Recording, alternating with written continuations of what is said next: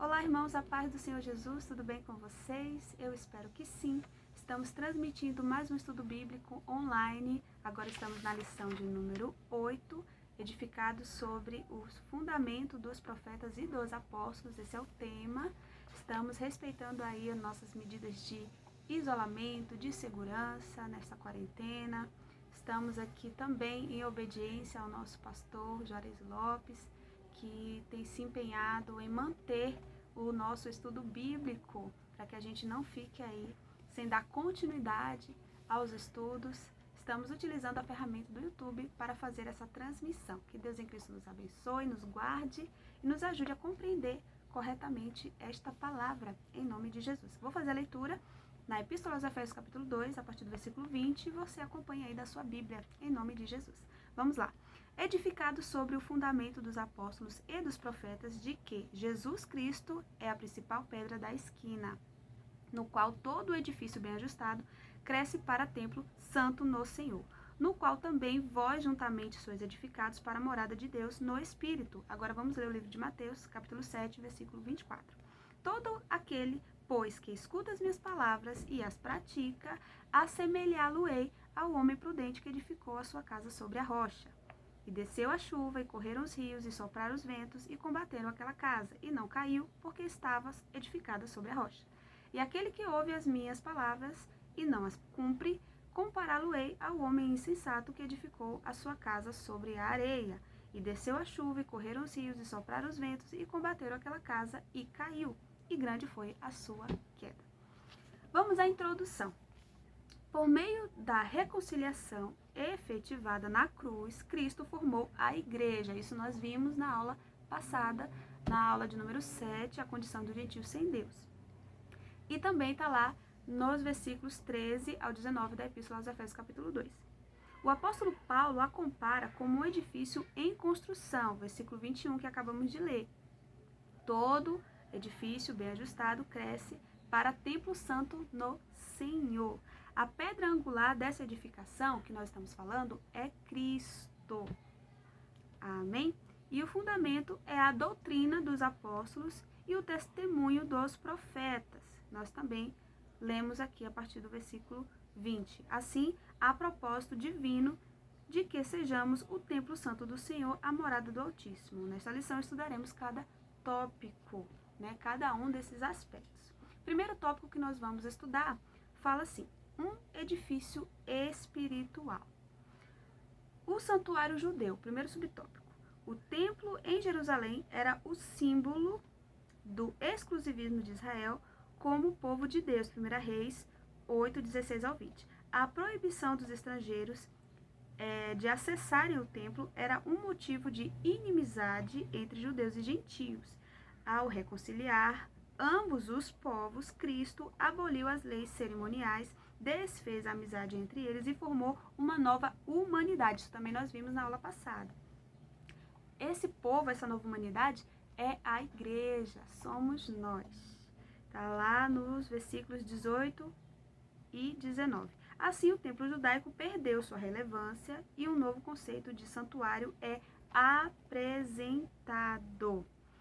Aqui nós vamos entender, conforme a base bíblica, a base de estudo da aula passada, que antigamente, no templo que se existia, o templo de adoração que os judeus eles apresentavam ao Senhor, o santuário dos judeus, eles tinham restrições, eles não aceitavam a presença de judeus ali no templo. Tanto na cidade havia essa separação, essa inimizade, essa falta de relacionamento entre judeus e gentios, como também o livre acesso ao templo. Não era todos que poderiam entrar no templo, somente os judeus poderiam entrar no templo e adorar o Senhor.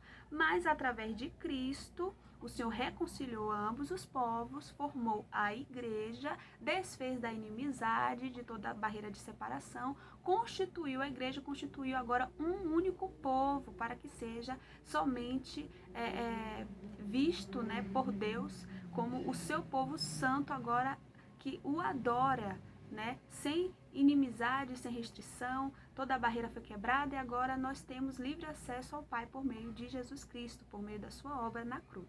Isso nós entendemos na lição de hoje, eu estou só repassando para que a gente possa entrar no contexto, né, desse edifício espiritual que antigamente o templo de adoração era físico, era o templo físico, a construção física, né?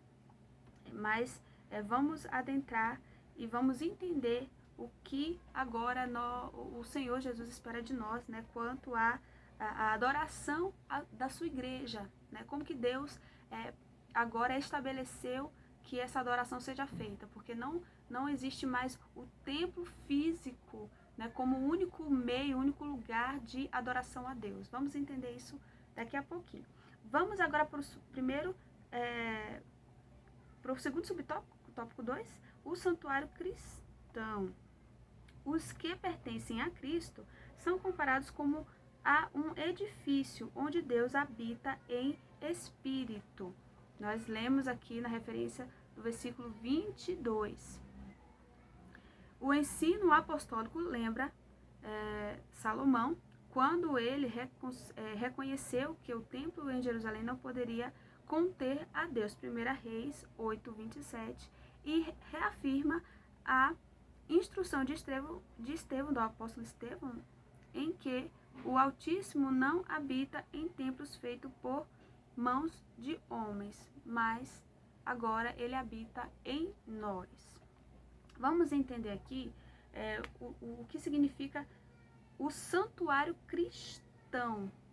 O santuário cristão aqui quer dizer que somos nós. Quando Deus levantou Davi para ser rei de Israel, quando Deus tirou o povo do Egito e elegeu a Davi como rei de Israel, Deus deu a Davi toda a autoridade para ele liderar o povo. E através dos profetas da época, o Senhor ali falava e transmitia, né, a Davi, ao rei, né, a vontade do Senhor. E também Davi, como servo de Deus, adorava e buscava ao Senhor e também recebia do Senhor instrução para governar o seu povo. Mas no decorrer da sua história, a Bíblia vai contar que Davi, ele sentiu o desejo de construir um templo para adoração a Deus. Ele sentiu vontade de construir a casa de Deus.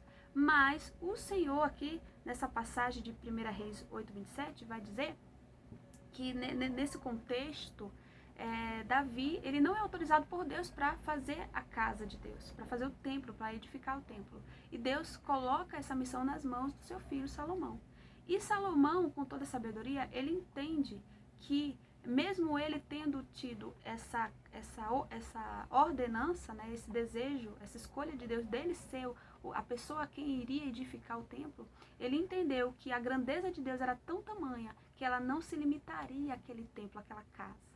Ali não era local único, exclusivo da habitação de Deus, porque ele declara que dos mais altos céus não comportam a presença de Deus, né? A palavra de Deus diz que o Senhor está no Santo dos Santos, né? No lugar santíssimo. E Salomão entende isso e fala que por mãos de homem a presença do Senhor ali não comportaria. O Senhor ali não escolheria a terra, um local na terra feito por mãos do homem para que ele pudesse habitar. Então, aqui nós estamos tratando de templo físico, templo da terra, lugar onde Deus, por mais que tenha permitido a construção, ali não é o único lugar exclusivo para ser a morada eterna do Senhor, a morada permanente do Senhor. Amém? Então, ele declara que tanto os crentes como os judeus, gentios, tornaram-se o templo de Deus a partir da morada do Espírito Santo, que agora habita em cada coração por meio de Jesus Cristo, em 1 Coríntios 3,16, em que eles são a pedra viva e um edifício espiritual. Aqui o Senhor está dizendo que agora nós somos a pedra viva, nós somos o povo que tem a base, a nossa base espiritual, a nossa base é o Senhor Jesus Cristo. E por causa dele, nós nos tornamos também pedras vivas. E o que quer dizer isso? Vamos entender um pouquinho melhor a partir desse terceiro subtópico, a pedra angular. Na arquitetura antiga, a construção de um edifício requeria uma pedra angular. Ela é traduzida como a pedra mais importante ou pedra principal. Em toda a construção existia uma pedra que fazia a união das paredes, que dava base, sustentação àquela construção.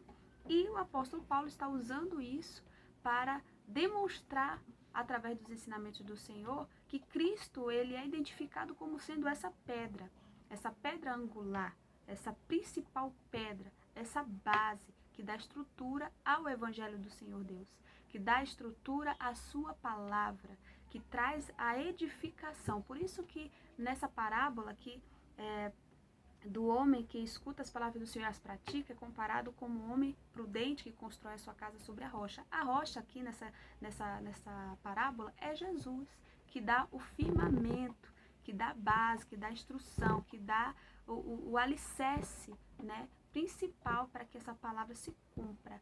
E aquele homem contrário, né, que observa a palavra, que recebe a palavra, mas não pratica, ele é comparado a um homem insensato que constrói a sua casa sobre a areia, soprando os ventos, vindo as chuvas, derruba. A palavra de Deus diz que não tem base. E o que isso quer dizer? Quer dizer que são aquelas pessoas que têm as suas bases fundamentadas, suas crenças, né, suas opiniões, seus fundamentos religiosos, fundamentados em qualquer outra coisa que não seja Cristo. Ela é comparada a um homem sensato que constrói sua casa na areia, ou seja, todo o seu entendimento sobre a compreensão acerca até mesmo de Deus, ela não tem base se não for por Jesus Cristo. Ela não se sustenta se não for por meio de Jesus. Então, essas ideologias que não têm Deus como o centro, Jesus como a pedra angular, como essa pedra que nós estamos identificando aqui, elas não têm parte nenhuma com Deus. E aqui está identificando a importância dessa pedra nessa edificação. E o seu principal objetivo é unir toda a estrutura e manter as paredes em linha certa. Olha só como Paulo pega esse conceito e traz aos irmãos de Efésios. Para que se tenha uma ideia dessa dimensão, em uma das escavações do local do Templo de Jerusalém foi encontrado um monólito com cerca de 12 metros de comprimento. Então, era algo real. Ele está aqui tratando de um assunto que todos poderiam compreender facilmente, porque era uma realidade. Faz parte, né, da construção antiga. E Cristo, ele é colocado na palavra de Deus como a pedra fundamental. A identificação de Cristo como pedra angular remonta à profecia messiânica em que a pedra rejeitada tornou-se cabeça de esquina. Salmo 118, 22. Ele mesmo afirmou ser a cabeça de esquina. Está lá em Marcos 12, 10. Assim como também os apóstolos testificaram ser Cristo a pedra principal, Atos 4, 11, 1 Pedro 2, 7. Portanto, a pedra angular desse novo santuário é o próprio Cristo. No Sermão do Monte aprendemos que o homem prudente edifica a sua casa sobre a rocha e que é Cristo. Cristo é a rocha, Mateus 7, 24. A palavra de Deus diz que a fé vem pelo ouvir a palavra de Deus. Por isso que nesta parábola, o homem que ouve a palavra do Senhor e as pratica, ele é comparado a esse homem prudente. O que nós estamos vendo aqui é que se você ouve a palavra do Senhor e pratica, você está fundamentado na verdade. Você está tendo base, você está tendo alicerce, você está tendo direcionamento firme, correto, verdadeiro. E não tolo, e não sem base, sem instrução, sem verdade. Também Jesus, ele declara que ele é o caminho, que ele é a verdade, que ele é a vida. E ninguém vem ao Pai se não for por meio dele. Portanto, nossa base cristã é Cristo, nosso fundamento é Cristo. E nesse texto, nesse estudo bíblico, nós estamos nos referindo aqui sobre edificado sobre o fundamento dos apóstolos e dos profetas. Por quê? Consistia aqui que os profetas, eles transmitissem, né, nos seus ensinos, o que Jesus ensinou a eles.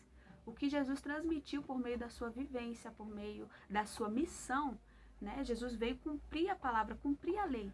Então Jesus demonstra tudo isso na sua caminhada, ensina os apóstolos e agora nós que recebemos a palavra por meio desse ide dos apóstolos, né? O evangelho de Jesus chegou até nós por meio da propagação do evangelho, nós recebemos a palavra do Senhor, porque os discípulos apóstolos, eles que andaram com Jesus, eles que caminharam com Jesus, eles tinham essa intimidade, eles tinham a prova, eles eram testemunha do Senhor ocular, eles estavam ali presentes, eles presenciaram situações que somente poderiam crer no que estavam falando, porque eles mesmos foram a testemunha. Então eles falavam a respeito de Jesus, da sua obra, com muita propriedade, com muita convicção e firmeza, porque eles tinham na vida deles o testemunho vivo do que eles viam, do que eles ouviram, né, na sua a caminhada com Jesus, enquanto Jesus estava na terra.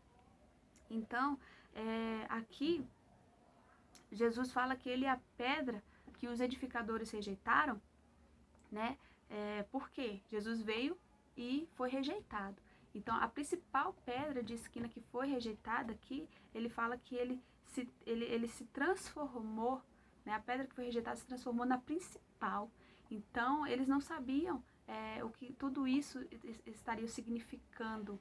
Mas quando Jesus ele diz que ele se tornou principal, ele quis dizer que sem ele nada poderia ser feito, sem ele nada se fez. Sem ele, o homem jamais teria acesso a Deus, sem a sua missão, sem a sua morte na cruz, sem a sua reconciliação, né? Sem o seu perdão, sem o seu amor, sem o cumprimento do desejo de Deus para a humanidade, o homem jamais, né, teria acesso a Deus. Então ele se tornou o principal caminho, o principal meio, né, de acesso ao Pai. E a palavra do Senhor ela foi ministrada por meio do que os apóstolos e os profetas levaram adiante. Tanto no Velho Testamento, no qual Deus falava com os profetas, no qual Deus trazia para a vida dos profetas até experiências na qual Deus permitiu que eles estivessem para que eles entendessem o que Deus estava passando, o que Deus estava sentindo, para que eles tivessem a compreensão exata da realidade e transmitisse ali para o povo. E no Novo Testamento nós também vemos a ação dos profetas transmitindo a palavra, o desejo do Senhor à igreja e alguns irmãos que nós já temos aqui vários testemunhos, né, de profecias que são liberadas da parte do Espírito Santo de Deus para as nossas vidas. E aqui no segundo subtópico vai falar sobre o fundamento dos apóstolos e dos profetas. Qual era o fundamento? Vamos ver aqui o conceito de apóstolos primeiramente. O termo grego apóstolo é usado para enviado ou mensageiro. O apostolado era concentrado na natureza da missão de Cristo, que foi enviado para ser o Salvador do mundo. Hebreus 3:1, 1 João 4:14. Nos evangelhos Mateus, Marcos e Lucas usam o termo quando se referem aos 12 escolhidos por Jesus. Mateus 10:2-5, Marcos 6:30, também Lucas 6:13. Eles foram testemunhas oculares do ministério e morte e ressurreição do nosso Senhor. Atos 1:21 e 22. Assim, Paulo também foi chamado pelo próprio Senhor para ser apóstolo. 1 Coríntios 15:8-9, Romanos 1:1. Aos apóstolos foi confiado o ministério da palavra, com o compromisso de instruírem a igreja, Atos 6:2-4. Nesse aspecto, os apóstolos são aqueles que foram comissionados por Cristo para a igreja primitiva e a mensagem de Cristo foi o seu fundamento. Aqui nós vamos entender que o conceito dos apóstolos era o seguinte: era aqueles que caminhavam com Cristo, recebeu a missão por Cristo, conforme aqueles 12 apóstolos que foram chamados, 12 discípulos, né, que foram chamados, e a base desse chamamento era porque estavam ali próximos a Jesus. Além deles terem sido escolhidos, eles passaram a caminhar com Cristo. Cristo os ensinou o evangelho, os ensinou a palavra e os autorizou a ir e apregoar essa palavra. E assim foi o nascimento, né, o surgimento dos apóstolos. E eles tinham que ter essas características daquele que andava com Deus, que seguia os passos de Jesus e eram testemunhas dos feitos de Jesus, dos milagres, eram testemunhas da palavra, dos ensinamentos de Cristo. Então, conforme eles aprendiam no Senhor, eles saíam e também transmitiam essas verdades, né? Além de tudo, eles eram as testemunhas, né, do Senhor. E qual era a doutrina dos apóstolos? Embora não se possa desassociar as pessoas, o ofício que ocupavam, o que constitui o fundamento da igreja não são os apóstolos em si. Ou seja, esse fundamento não é por causa do desejo do apóstolo em querer trazer esse evangelho, essa palavra do Senhor, os ensinamentos de Cristo, de qualquer maneira, mas existia um fundamento. Fundamento, nós vamos ver aqui. A doutrina era o fundamento, era o meio pelo qual eles ensinavam. E esse fundamento, a base de tudo isso, eram as Escrituras Sagradas, Atos 2, 42, 2 Timóteo 3, 16. Os apóstolos receberam a doutrina diretamente de Cristo, Romanos 6, 17, 1 Timóteo 1, 3 e também 2 Pedro 3, 16. Assim como não se pode mexer na pedra angular depois de colocado o alicerce, igualmente o fundamento da igreja não pode ser violado. Acerca disso, o Salvador Jesus asseverou: as minhas palavras não hão de passar, né? Passarão céus e terra, mas a minha palavra não passará. Lucas 21, 33. Aqui nós vamos falar rapidamente que essa doutrina estava baseada nas Escrituras. E as Escrituras estão ali registrados os ensinamentos de Jesus. Então, tudo conforme Jesus os ensinou, essa era a base de doutrina para que os apóstolos transmitissem à igreja exatamente como Cristo ensinou, e não da sua própria vontade, pelo seu próprio entendimento, mas fielmente conforme Jesus Cristo havia ensinado a eles a compreensão acerca da lei, a compreensão acerca do cumprimento dessa lei, e como que a igreja, a partir dali, ela teria acesso a essas verdades. Então, os apóstolos estavam ali como mensageiros do evangelho, né? Isso também se constituiu o missionário, né? Que é levado para muitas nações, muitos povos, né? Para ministrar, para pregar a palavra do Senhor. Vamos dar continuidade aqui. Nós vamos entender também que essa palavra, uma vez determinada, uma vez decretada, ela jamais poderá ser anulada, cancelada, substituída. Amém? O terceiro subtópico fala o testemunho dos profetas. A palavra grega, profetes, significa proclamador e intérprete da revelação divina.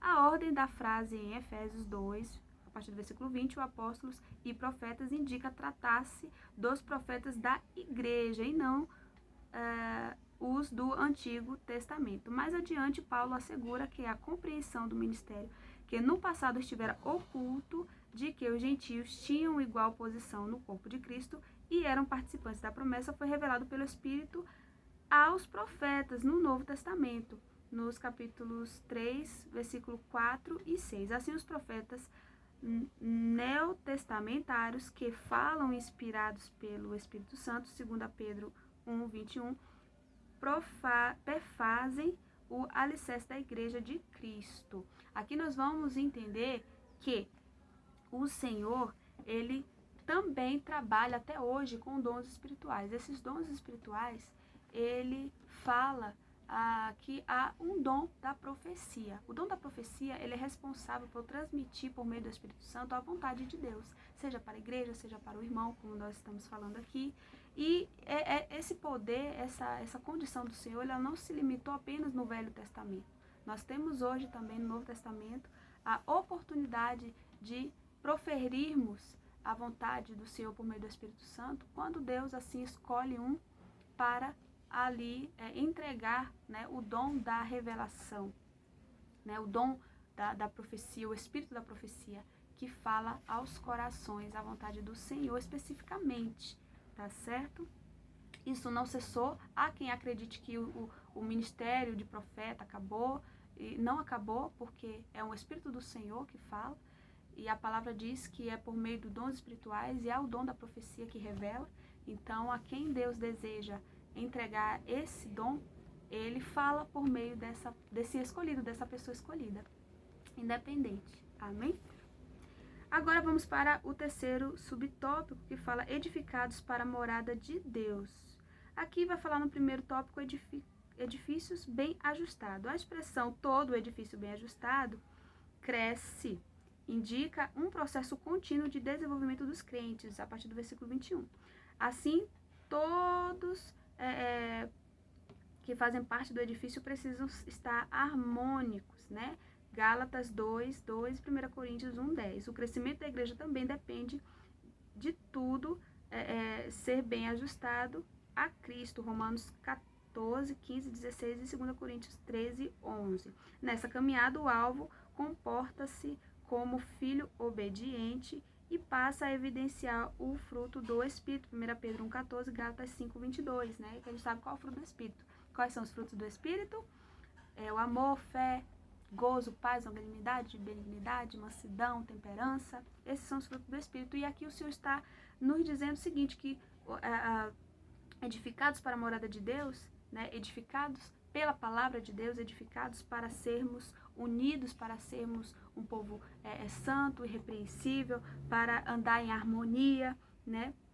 Para andarmos em obediência à palavra. Então, esse edifício bem ajustado, ele cresce. Ele naturalmente cresce, ele naturalmente se desenvolve para a glória do Senhor. E essa é a nova vida que nós temos no Senhor. Uma vida edificada, né, bem ajustada, porque agora entendemos que somos a sua morada. Nós somos morada do Senhor a partir do momento que nós entregamos a nossa vida a Jesus Cristo. Nós passamos a ser o seu templo, o templo do Espírito Santo, a morada do Espírito de Deus. Agora, como igreja, nós somos esse templo vivo, né? Por isso que lá nós lemos que somos pedras vivas, né? Somos pedras vivas, porque o Senhor nos constituiu igreja no qual Ele é o cabeça, Ele é o mentor, Ele é o guia, Ele é a base, Ele é o fundamento. Então, por isso que hoje, ao aceitarmos Jesus, o Senhor, Ele agora faz morada em nós. Não mais no templo físico, mas agora em nós. Amém? Vamos falar aqui sobre templo santo no Senhor. A palavra aqui usada para templo é o vocábulo naon, que designa o recinto interior, lugar santíssimo, ou seja, o lugar do encontro do sumo sacerdote com Deus. Hebreus 9:7. Todavia, a analogia paulina não se refere a uma estrutura material, mas sim ao crente que se tornou o templo do Espírito Santo, 1 Coríntios 3,16. Separados do pecado, quem pertence a Cristo passa a viver em santidade, 1 Pedro 1,15 e 1 João 1,7. Como resultado, ao desfrutar da comunhão divina, o crente recebe o livre acesso à presença do Pai, tornando-se assim morada de Deus no Espírito. Hebreus 4:14 ao 16. Agora nós somos, né, o templo e morada do Senhor. E para recebermos essa presença, precisamos ter um corpo santificado. Por isso que nós precisamos nos separar, jejuar, nos santificar, nos consagrar, para que a presença do Senhor continue sobre as nossas vidas, permaneça sobre as nossas vidas e não se afaste de nós. Porque antigamente o sumo sacerdote ele tinha acesso ao lugar santíssimo, ao santuário, para oferecer ali um sacrifício e adorar a Deus e receber do Senhor a instrução, né? Do que recebeu, né, da sua oferta, do seu sacrifício, e transmitir ao povo a vontade do Senhor. Hoje, por meio de Jesus Cristo, nós temos acesso direto. Mas nós que agora somos o seu templo, a sua casa, a sua morada, esse local, esse lugar, ele precisa também estar santificado para receber essa presença. Então, Deus não habita numa casa suja, numa casa qualquer, de qualquer maneira. Deus habita no templo santo, porque Ele é santo, santíssimo. Então, Ele requer de nós essa santidade, essa santificação. E Ele entende e nos faz entender que há um processo, um crescimento, um aperfeiçoamento ao longo da nossa jornada. Mas o que nos cabe, como templo do Espírito Santo, é a vigilância, é cuidar com as coisas que a gente fala, com as coisas que a gente veste, com o meio social que a gente convive, observar tudo isso e nos separar cada vez mais de tudo aquilo que não agrada ao Senhor, para a glória de Deus, para que Ele permaneça habitando em nossos corações. O terceiro subtópico fala da morada do Altíssimo. No Antigo Testamento, a expressão morada de Deus fazia alusão aos tabernáculos, né? E depois ao templo israelita. Lembra daquele templo que eu citei aqui, que Salomão edificou e declarou que mesmo assim não poderia comportar ali a habitação de Deus, porque nem os céus dos céus poderiam comportar, somente o Deus, né, no seu santíssimo lugar, faz desse local a sua morada eterna. mas não um local feito por mãos de homens. Deus não escolheria isso porque tamanha a sua glória. E isso indicava lugar de habitação permanente e de comunhão íntima. Só antigamente no Velho Testamento só existia aquele lugar realmente onde Deus permanecia ali para estar no meio do seu povo.